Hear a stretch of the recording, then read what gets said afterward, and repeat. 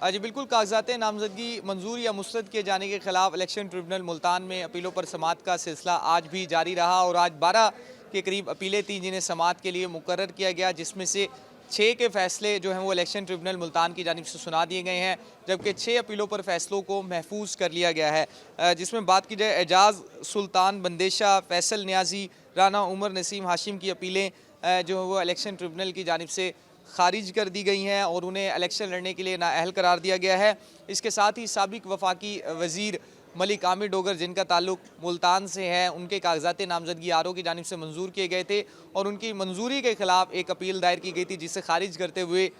मलिक आमिर डोगर को इलेक्शन लड़ने के लिए अहल करार दिया गया है। इसके साथ साथ बात की जाए तो उस्मान डोगर, चौधरी जावेद अनाई और खालिद ज़ुबैर निसार को इलेक्शन लड़ने के लिए भी अहल करार दिया गया है, जबकि अनवर मजीद न्याजी, राना आफ्ताब, खालिद जावेद वड़ाइच की अपीलों पर फैसले हैं महफूज कर लिए गए हैं। खालिद जावेद वड़ाइच को NA 148 मुल्तान से जो है वो आरओ की जानिब से नाअहल करार दिया गया था, उनके कागज़ात नामज़दगी मुस्तरद किए गए थे, जिसके हवाले से उनकी जानिब से अपील दायर की गई थी। मजमूई तौर पर 12 के करीब जो अपीलें थी, केसेस थी, उसके ऊपर समाअत हुई है। 6 के फैसले हो गए, 6 के फैसले जो हैं वो पेंडिंग हैं, जो जिन्हें महफूज कर लिया गया है और सुनाया जाएगा।